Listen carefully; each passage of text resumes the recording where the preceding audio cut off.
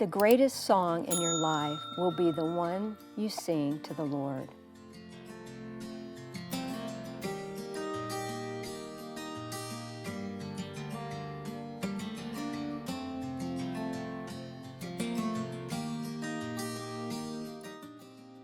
Have you ever wondered if singing is a natural-born talent or can it be learned? Cindy Roberts, a Nashville-based singer and vocal instructor, has performed live with Michael Buble, Josh Groban, Sarah Brightman, and has worked with American Idol finalists, recording artists, worship leaders, and many more.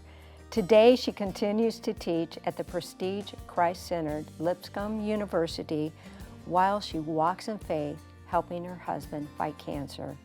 This is her story. This is Today's Nashville. This is Faith. Cindy, it is so good to see you. Thank you so much for being on Today's Nashville. Thank you, Terry. I'm excited to be here. Well, you know, you have such an interesting ministry. You have a degree in music. Mm-hmm. You have a master's in psychology. Correct, yes. And you have worked with Josh Groban, Mm-hmm. Michael Buble, Mm-hmm. all these great singers, and you've sung with them. Mm-hmm. I have. And you also work with American Idol finalists. But before we get into what you really do, Okay. I want to hear about you and how you got into music, Okay. how you got to Nashville. Mm-hmm. So where did it all start? Truthfully, it all started in my church and in my grandmother's playroom Where in Tennessee or where? in where Wauchula, Florida. Really? I'm from a tiny town in Central Florida. Yes, people in Central Florida have Southern accents. And my grandmother basically ran a daycare, and she had a jukebox and a little raised area in her playroom, and we put on shows for each other out there. And that's when I first did my first singing. And then at church. How old were you? I was in the children's choir. I don't remember when I first started actually singing there, but my first solo in big church, as we called it, I was 9. 9 years old. And I sang I'd Rather Have Jesus. And it was kind of the start of everything.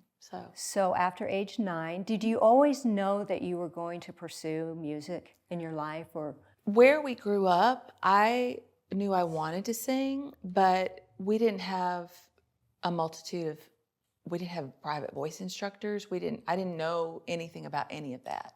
So I knew I wanted to sing. I knew I loved to sing, but I didn't know how to go about doing that for your career. So I figured I'd sing in church. And once I realized through a minister of music who came to our church and saw something in me, his name is Eddie Rackley, and he's still a dear friend, but he saw something in me that he felt like he wanted to invest in. And so he said, you need to audition for a music degree. And so I said, can I do that? So he taught me what I needed for the audition. And this was in high school? Or? This was my junior and senior year of high school. Okay. He taught me how to sing one song in Italian, because you had to know an Italian art song to audition, which I'd never done before. And so I auditioned and I got accepted to some different universities. I actually ended up at Stetson University and got my degree from there in voice performance, and that's how I got started. So what happened after you got your degree? Because you've been on stage with some pretty big people. The first thing that happened was that I didn't get an immediate job in music. And where Central were you Florida. living? Oh, Central We Florida. were in Central Florida still. I worked as a legal secretary for 2 years. And then the Lord somehow worked out a miracle, and I got hired by Disney as a soprano with the Voices of Liberty at Disney. And I sang with them for 9 years before we moved here. And I didn't want to move here, to be perfectly honest, because I was doing jingles and convention shows, and I was actually a weekly singer on a Christian television show in Orlando at the time. I was under contract there.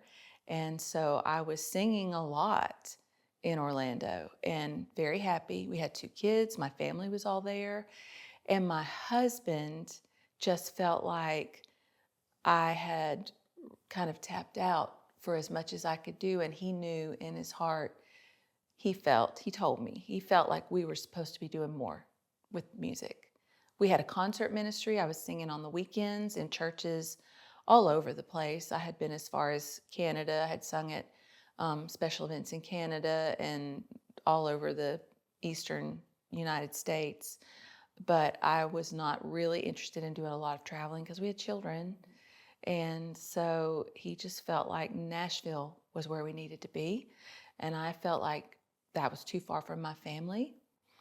But, we prayed about it. And so I said, okay, well, if you get a job in Nashville, then we'll see. Let me talk about Dave real quick, because Okay. we're going to talk about him Oh, yeah. in a little bit more in depth of what you're going through with him. But so where did you meet him? College or? We met while we were both in college. We were actually a blind date. We were set up by my cousin, and she and he were friends, had been friends in high school and college, and she just thought we would hit it off. And so she set us up on a blind date, which I said, I don't want that. I'm not interested in that, but God knew better. And so she set us up, and we basically were going to 2 separate schools. We dated the first year long distance, and then he moved closer. He graduated from University of Central Florida in Orlando eventually. So we were sweethearts through college, and we got married, and coming up in August will be 40 years. 40 years. Mm-hmm. I love it. And he's such a great guy. And we're He going to is. talk about that in a little bit. So you came to Nashville. He talked you into coming to Nashville. He got a job. How dare he? He got hired by Cracker Barrel for their corporate office. And when that happened, I shouldn't have been surprised, but I was very surprised, and it all happened very quickly. And we moved to Nashville. So how did your career take off here? Again, Was it, again, growing process? Or? it was it was kind of in fits and spurts, kind of a thing. We were here, and I knew some people who had sung at Voices of Liberty with me and were here before we were. And so I was booked for my first session 2 weeks after we moved here, which I thought, well, that's promising. But what I found out is that session work is feast or famine. And so my first session happened, and I had several recording sessions for different things, and that was a lot of fun. And you mentioned Bonnie Keene on one of them. Bonnie is one of my dearest friends. We had her on the show. And I know. And Bonnie Keene was in a group called First Call, who I was very, very fanatical about at that time. I walked into my first session, and there was Bonnie Keene and Marty McCall and Melody Tunney, and they were all First Call, and I was flabbergasted to be sharing a mic with Bonnie Keene and terrified. But it was the best. She was so kind. Well, you've shared the mic with a lot of people. Yep. And we're going to talk about that when I come back. We're going to talk about a lot more of how you help other people. Okay.